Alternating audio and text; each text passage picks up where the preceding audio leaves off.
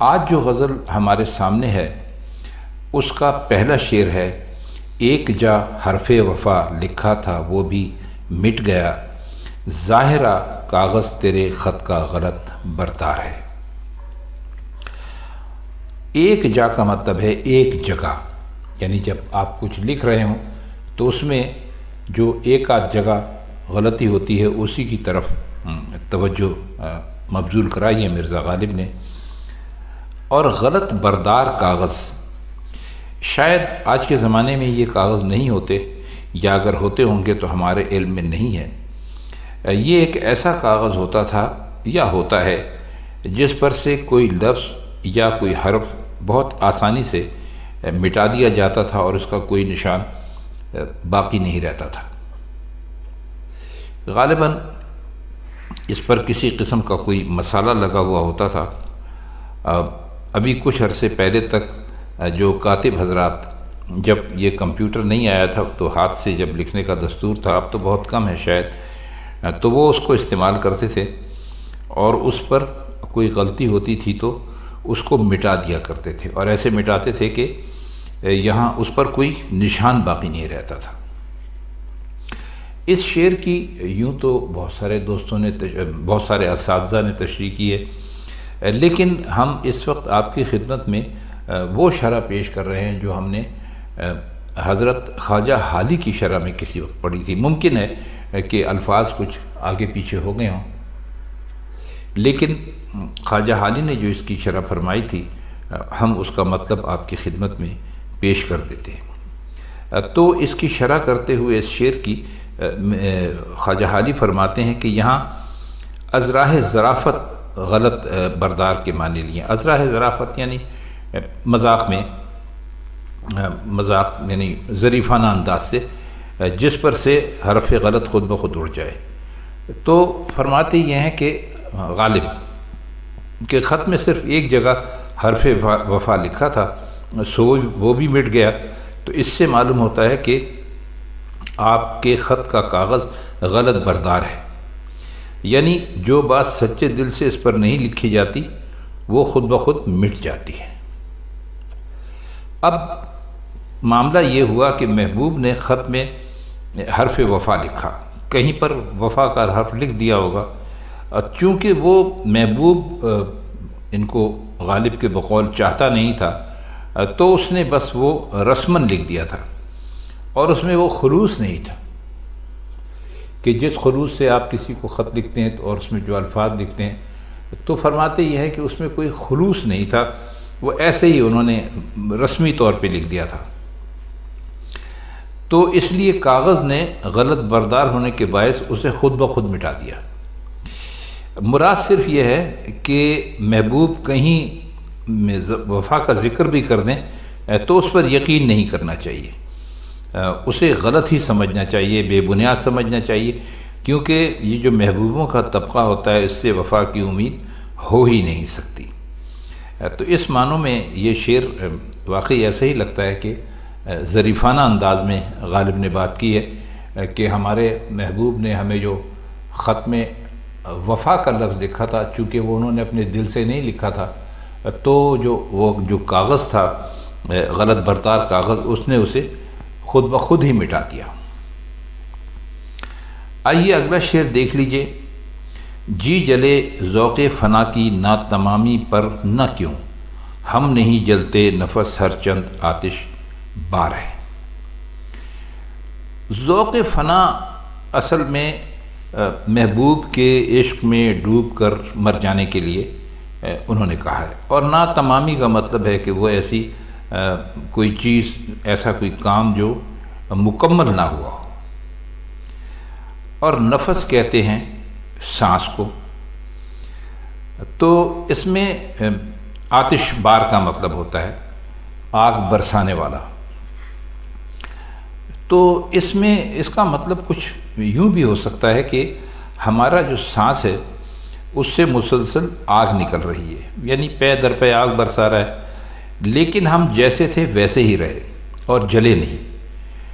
اب یہ ظاہر ہے کہ یہ صورتحال دل کی جلن کا باعث ہے، کیونکہ ذوق فنا ناتمام کا ناتمام ہی رہا، یعنی ہونا تو یہ چاہیے تھا کہ جب نفس اس قدر زیادہ آگ برسا رہا تھا اور دل اتنا جل رہا تھا تو ہمیں جو مر جانے کا شوق تھا اس میں ہمیں ان حالات میں مر جانا چاہیے تھا، لیکن سانس کی اس آتش باری کے باوجود ہمیں جلا نہ سکا۔ اگر آپ کو یاد ہو تو اس مضمون کا ایک شعر پہلے بھی کسی غزل میں آ چکا ہے، جلتا ہے دل کہ کیوں نہ ہم ایک بار جل گئے، اے نا تمامی نفس شعلہ بار حیف۔ یہ شعر آپ دیکھیے تو تقریباً اس کا مضمون وہی ہے جو کہ اس وقت جس شعر کے بارے میں بات ہو رہی ہے اس کا مضمون ہے۔ اچھا، ایک اور بزرگ گزرے ہیں جو غالب کے بہت بڑے شاعر تھے، ان کو کہا جاتا تھا مولانا طباطبائی، تو انہوں نے اس کی ایک سائنٹیفک وجہ بھی فرمائی ہے، یعنی ہر نفس سینے میں جا کر اشتعال پیدا کرتا ہے، یعنی آگ لگاتا ہے، اور وہی اشتعال باعث حیات ہے، یعنی زندگی اسے سے قائم ہے۔ حالانکہ ہر اشتعال میں جسم کا جو انس ہے یا بدن کا جو سطح ہے وہ فنا ہوتا ہے۔ اب اس سے یہ بات صاف نکلی کہ بحسب طبیعت اور قدرت کی مرضی کے مطابق ہر زندہ رہنے والے کو ذوق فنا ہے، اور وہی اشتعال جو فنا کرتا ہے عین حیات ہے، لیکن اس ذوق فنا کی ناتمامی پر جی جلتا ہے کہ ایک بار جلا کیوں نہیں جاتا۔ آئیے اب اس کا شعر نمبر 3 دیکھ لیتے ہیں۔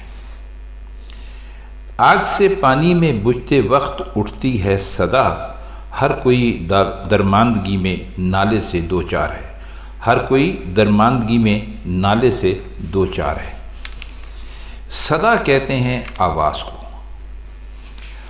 اور اس میں ایک لفظ استعمال ہوا ہے درماندگی۔ اب یہ جو حالت درماندگی ہے اس کو آپ تھکا ہوا بھی کہہ سکتے ہیں، ہارا ہوا بھی کہہ سکتے ہیں، بہت بری حالت بھی کہہ سکتے ہیں، اور اس میں کوئی لفظ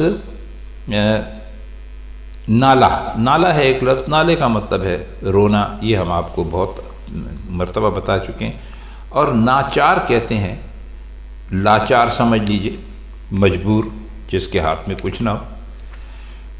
تو فرماتے یہ ہے کہ اگرچہ آگ خاموش ہے اور اسے زبان نہیں عطا ہوئی، یعنی اس کے پاس زبان نہیں ہے، لیکن جب اس کو بجھانے کے لیے اس پر آپ پانی ڈالتے ہیں تو اس میں سے ایک آواز نکلتی ہے، یعنی آپ نے دیکھا ہوگا کہ آگ پر پانی ڈالے تو چھن سے ایک آواز آتی ہے، تو وہ کہتے ہیں کہ یہ جو ہے نا یہ صدا، اس سے یہ نظریہ پیدا ہوا کہ حالت درماندگی میں ہر وجود کو نالا اور فغاں کے سوا چارہ نہیں رہتا۔ مطلب یہ ہے کہ جب آدمی مجبور ہو جاتا ہے بالکل تو وہ رونا پیٹنا شروع کر دیتا ہے۔ اب یہاں پر جو لفظ ہے درماندگی، وہ ذرا اس پر ذرا غور کیجئے، وہ آپ کی خاص توجہ چاہتا ہے، یعنی آگ جل رہی ہو اور اس پر پانی ڈال دیا جائے تو وہ چاہے نہ چاہے اس کو بجھنا ہی پڑتا ہے، اس لیے وہ اپنی درماندگی پر آہ کرتی ہے۔ اب یہ نظریے کے لیے جو مثال پیدا کی ہے وہ یقیناً بے مثال ہے۔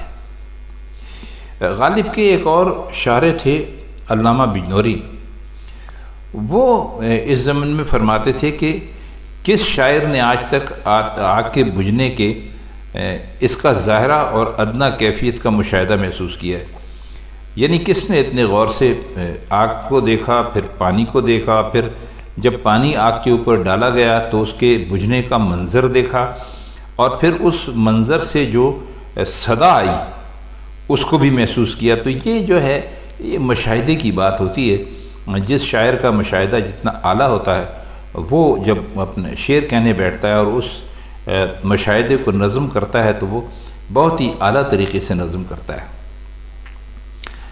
اب اس میں آپ یہ دیکھیے لفظ آیا ہے ہر کوئی، اب ہر کوئی میں آگ کے یعنی مغرور اور سرکش ہونے کا اشارہ نہایت خوبصورتی سے مضمر ہے۔ تو فرماتے یہ ہیں کہ چاہے وہ آگ ہو جو اتنی سرکش ہوتی ہے، مغرور ہوتی ہے، ہر چیز کو جلا دیتی ہے، لیکن جب اس کے اوپر پانی ڈالا جاتا ہے اور اس کو یہ معلوم ہوتا ہے کہ وہ اب ختم ہو رہی ہے، تو وہ بجھتے وقت اس میں سے ایک صدا ہے، اس کی آواز آتی ہے۔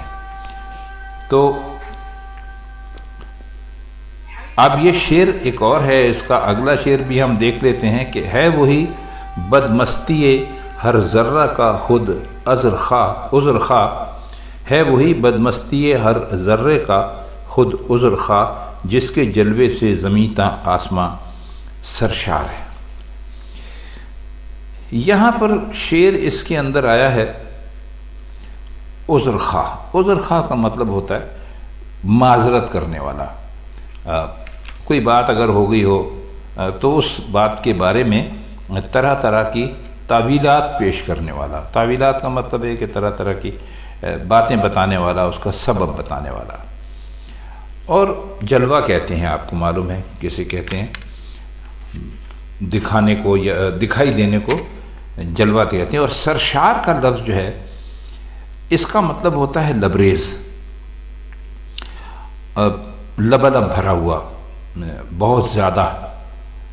اب بعض اصحاب نے اسے مست اور بے خود کے معنوں میں بھی استعمال کیا ہے، تو یہاں پر بظاہر یہی معنی معلوم ہوتے ہیں۔ تو اس شعر کی جو تشریح ہے وہ اس کے لیے بھی ہم اگر خواجہ حالی کی تشریح کی طرف رجوع کریں تو انہوں نے بھی فرمایا تھا کہ اس شعر میں دعویٰ ایسے طریقے پر کیا گیا ہے کہ خود دعویٰ جو ہے وہ طرح سے دلیل بن گیا ہے۔ مطلب یہ کہ ذرات عالم میں یعنی جو ممکنات ہیں، جو فی الحقیقت معلوم ہیں، معلوم محض ہیں کہہ لیجئے، ان کی بدمستی اور غفلت کا عذر خواہ وہی ہے، یعنی جس کے پرتو وجود سے تمام معدومات وجود کا دم بھرتے ہیں۔ مطلب یہ ہے کہ کوئی چیز عدم سے وجود میں آتی ہے، یعنی کچھ نہیں ہوتی اور اس کے بعد وہ وجود میں آتی ہے۔ تو اس کائنات کی مخلوقات سے بدمستی اور از خود رفتگی میں جو کچھ سرزد ہو رہا ہے، اور اس کا الزام ہم ان پر نہیں لگا سکتے، کیونکہ یہ تو صرف ایک طرح کا اعتباری وجود رکھتی ہیں۔ ان کے اندر جان اور حرکت تو اس حقیقی وجود کی وجہ سے ہے، یعنی اللہ تعالیٰ کی ذات کی وجہ سے ہے، جس کے جلووں سے زمین اور آسمان بلکہ پوری کائنات بھری پڑی ہے، اور کوئی ایسا وجود نہیں جو اس کے جلووں سے مست اور سرشار نہ ہو۔ گویا ذمہ داری اسی حقیقی وجود کی ہے۔ ان ذرات یا ممکنات عالم کی کیا ذمہ داری ہو سکتی ہے جو صرف اس وجود کے پرتوں کی بدولت زندہ ہے؟ مطلب یہ کہ پورے شعر میں اللہ تعالیٰ کی ذات کو انہوں نے اس کائنات میں جو کچھ بھی ہوتا ہے اس کے ہونے کا سبب ٹھہرایا ہے۔ بہت اعلیٰ شعر ہے، آپ اس کو جب 2-4 مرتبہ پڑھیں گے ان الفاظ کی روشنی میں جو ہم نے ابھی آپ کی خدمت میں عرض کی ہیں، تو آپ کو اور زیادہ لطف آئے گا۔ شعر ہے، مجھ سے مت کہہ کہ تو ہمیں کہتا تھا اپنی زندگی سے بھی میرا جی ان دنوں بیزار ہے۔ بیزار کا مطلب ہوتا ہے تنگ ہے، کچھ اچھا نہیں لگتا۔ اب اس شعر میں کوئی ایسا خاص مشکل لفظ تو ہے نہیں، تو ہم اس کے معنی کرنے کی کوشش کرتے ہیں کہ اب شعر سے بظاہر تو یہ واضح ہوتا ہے کہ جو عاشق ہیں یعنی مرزا غالب ہیں، وہ اپنے محبوب سے خفا ہو گئے اور محبوب انہیں منانے کی کوشش کر رہے ہیں۔ تو باتوں باتوں اس نے کہہ دیا کہ بھائی تو ہمیں اپنی زندگی کہتا تھا، یعنی کہتا تھا کہ میرے جینے کا دار و مدار ہی تجھ پر ہے۔ تو یہ بات سن کر ناراض ہو جاتے ہیں اور کہتے ہیں کہ ایسی باتیں منہ سے نہ نکالیے، میرا تو دل ہی ان دنوں زندگی سے بیزار ہے۔ یعنی جب حقیقی چیز سے بیزار ہے تو اس سے بیزار کیوں نہ ہوں گے، جسے بہرحال حقیقی نہیں کہا جا سکتا، محبوب کو تو ظاہر ہے مجازی ہی کہیں گے۔ تو خواتین حضرات، آپ بھی جانتے ہیں کہ عشق اور محبت میں اس قسم کے معاملات پیش آتے رہتے ہیں اور ہو سکتے ہیں، لیکن مرزا غالب کے سوا اور کون ہے جس نے انہیں ایسے دلکش انداز میں باندھا ہو، شعر کی صورت دی ہو؟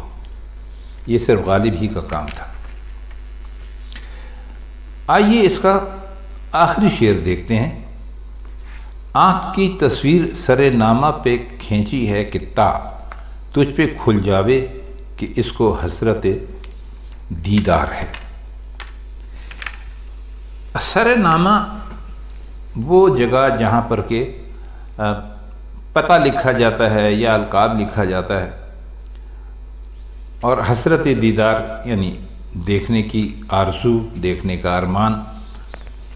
تو فرماتے یہ ہیں کہ میں نے پتہ لکھنے کے مقام پر آنکھ کی تصویر کھینچ دی ہے تاکہ اے میرے محبوب تجھ پہ واضح ہو جائے کہ میری حسرت دیدار کا کیا عالم ہے۔ اب دیکھیے اس میں جو لفظ ہے کھل جائے، دو الفاظ ہیں کھل اور جائے، ان کو کتنی خوبصورتی کے ساتھ استعمال کیا ہے کہ اس کو یعنی سر نامہ سے مناسبت بھی ہے اور آنکھ سے بھی، یعنی سر نامہ پتہ، آپ خط کھولتے ہیں اور آنکھ بھی کھلتی ہے، تو دونوں کی مناسبت کو کس خوبصورتی کے ساتھ مرزا غالب نے استعمال کیا ہے۔ تو خواتین حضرات، یہ مرزا غالب کی آج کی غزل تھی۔ اس کے کچھ مشکل الفاظ کی معنی اور اس کا کچھ مطلب جو ہم نے آپ کی خدمت میں پیش کیا، تو آج کے لیے اتنا ہی۔ مرزا غالب کی کسی اور غزل کے ساتھ انشاءاللہ آپ کی خدمت میں پھر کسی وقت حاضر ہوں گے۔ تب تک کے لیے ہم چاہتے ہیں آپ سے اجازت۔ خدا حافظ۔